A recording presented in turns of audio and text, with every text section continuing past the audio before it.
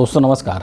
भारत के तीसरे प्रधानमंत्री के रूप में शपथ लेने के पश्चात नरेंद्र मोदी का विदेशी दौरा शुरू हो चुका है और जो सबसे रिसेंट जो सबसे लेटेस्ट उनका विदेशी दौरा रहा है वो दो देशों का दौरा रहा है, रसिया का और ऑस्ट्रिया का। और इन दोनों ही देशों के दौरा करके मोदी जी वापस देश आ चुके हैं, इंडिया आ चुके हैं। लेकिन इन दोनों ही जगहों पर मोदी जी ने कुछ बातें ऐसी बोल दी है जिसको लेकर के चर्चा हो रही है, न सिर्फ देश में बल्कि विदेशों में भी। जो इंटरनेशनल मीडिया है वो भी इस चीज़ को लेकर के चर्चा कर रही हैं, या फिर एक विवाद भी कह लीजिए कि उसको लेकर के कह रहे हैं कि मोदी जी को एटलीस्ट ऐसा नहीं बोलना चाहिए था। उसी चीज़ को लेकर के कि रसिया में मोदी जी ने क्या बोला और ऑस्ट्रिया में क्या बोला बतौर हिंदुस्तान के प्राइम मिनिस्टर, आज हम इस वीडियो के अंदर कुछ बातें डिस्कस करने जा रहे हैं। सबसे पहले हम लोग बात करेंगे रसिया को लेकर के, क्योंकि सबसे पहले रसिया ही नरेंद्र मोदी गए थे। आप सब ने वो विजुअल्स, वो फोटोग्राफ देखी होगी जब नरेंद्र मोदी जी रसिया पहुँचे, मॉस्को पहुँचे और वहाँ पर जो पुतिन साहब हैं, व्लादिमीर पुतिन, वो उनसे मिले, उनके घर गए और बैठे वहाँ पर और पुतिन से बहुत ही आत्मीयता के साथ, बहुत ही अपनापन के साथ नरेंद्र मोदी गले मिले। और ये जो गले मिलने का जो घटना है कह लीजिए या कुछ भी इसको कह लीजिए, इसी चीज़ को लेकर के नरेंद्र मोदी की एक तरीके से इनकी फजीहत हो गई है, या इनकी लोग एक तरीके से किरकिरी हो गई है और इनकी एक तरीके से निंदा कर रहे हैं। लोग क्यों कर रहे हैं इसको भी यहाँ पर समझने की ज़रूरत है। सबसे पहले यहाँ पर जो इंटरनेशनल मीडिया है उसमें इस चीज़ को लेकर काफ़ी नरेंद्र मोदी की आलोचना की जा रही है। क्यों? उसके पीछे जो मुख्य वजह है वो रसिया और यूक्रेन का वॉर है। आप सबको पता है कि रसिया यूक्रेन की जो वॉर है वो किस तरीके से एक त्रासदी के रूप में बदल गया था, और रसिया ने किस तरीके से यूक्रेन के ऊपर जुल्म ढाने का काम किया था, ये पूरे विश्व ने देखा था। और वहाँ पर एक तरीके से कहे कि मानवता को शर्मसार करने की कोशिश रसिया के द्वारा की गई थी। और पुतिन को, जो पुतिन है, उनको एक तरीके से युद्ध अपराधी के रूप में भी देखा गया था। और इतना ही नहीं, जो इंटरनेशनल क्रिमिनल कोर्ट है उन्होंने मार्च 2023 में पुतिन के खिलाफ अरेस्ट वारंट भी जारी किया था।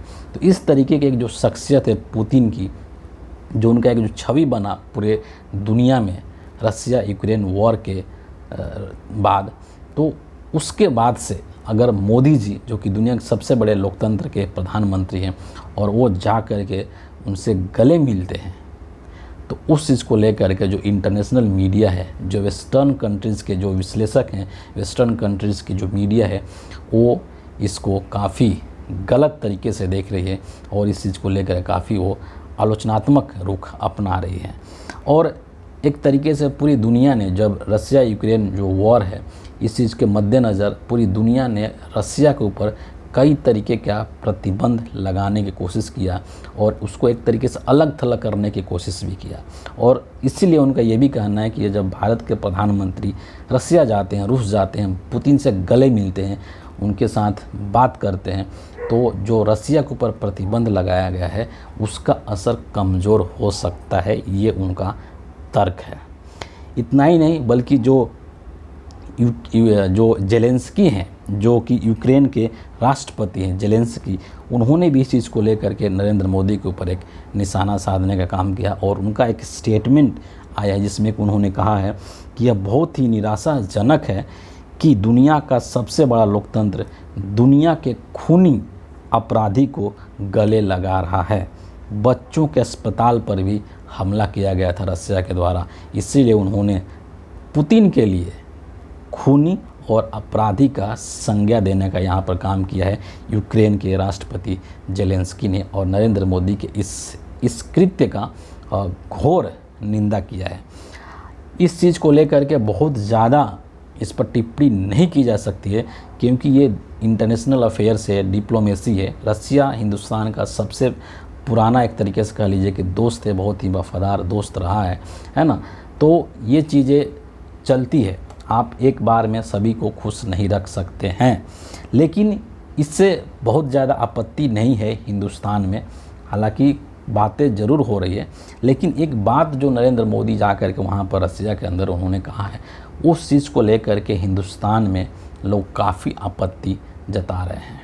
और वो बात ये है कि नरेंद्र मोदी ने विदेशी धरती पर जा कर के ये बात बोली है कि 2014 से पहले भारत में निराशा थी।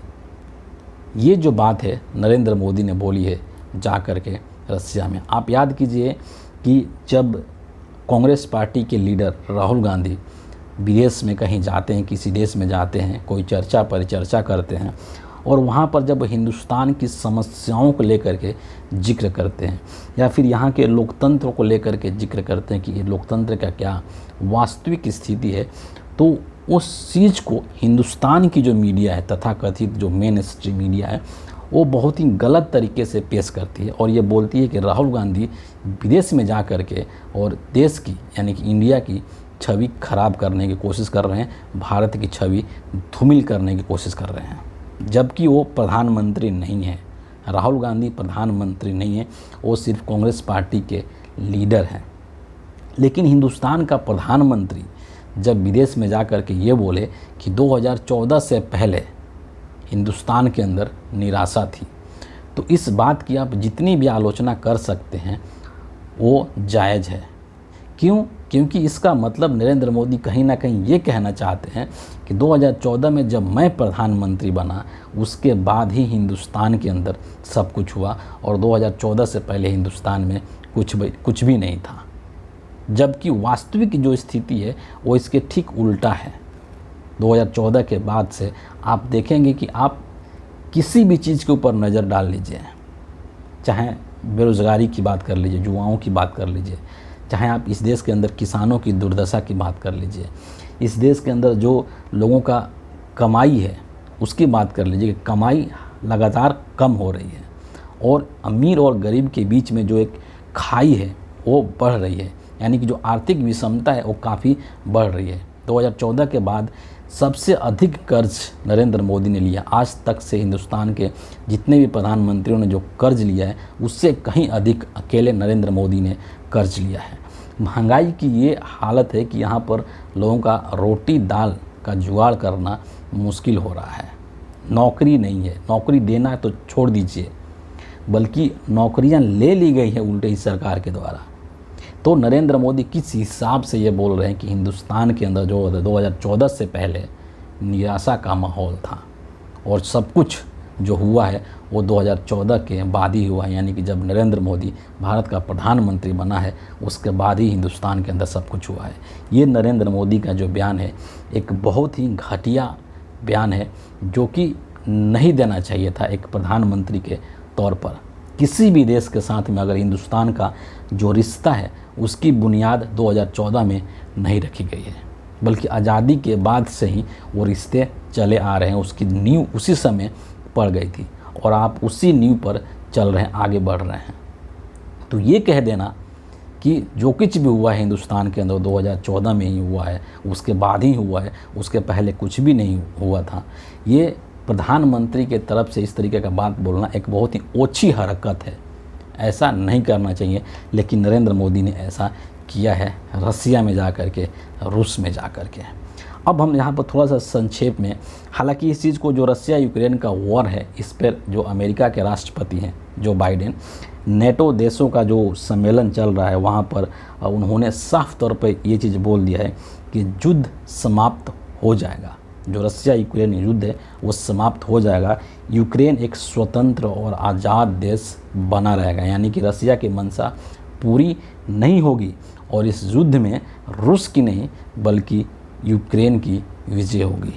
जो बाइडेन का कहना है ये, तो आप समझ सकते हैं कि जो बाइडेन का क्या स्टैंड है। और नरेंद्र मोदी जब रसिया में जाकर के उसी पुतिन के साथ गले मिलते हैं तो उसका एक विश्व का जो अन्य देश हैं, जो समुदाय है, उस पर क्या असर पड़ेगा, इंटरनेशनल जो फॉरेन पॉलिसी है, जो इंटरनेशनल डिप्लोमेसी है, उस पर क्या असर पड़ेगा, आप इस चीज़ को भी समझ सकते हैं।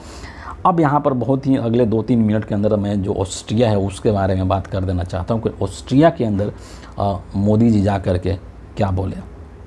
आपको पता है कि हिंदुस्तान के जो प्रधानमंत्री हैं नरेंद्र मोदी, ये कहीं भी चले जाएं, ये एक इनकी बहुत एक ख़ास बात है कि ये कहीं भी चले जाएं मुझे ऐसा लगता है कि बिना झूठ के इनके भाषण कंप्लीट नहीं होते हैं। जो ऑस्ट्रिया के अंदर ये गए, सबसे पहली बात तो इनकी किरकिरी इसी बात पर हो गई कि ऑस्ट्रिया में ये गए थे और नाम ले रहे थे ऑस्ट्रेलिया का। ऑस्ट्रेलिया का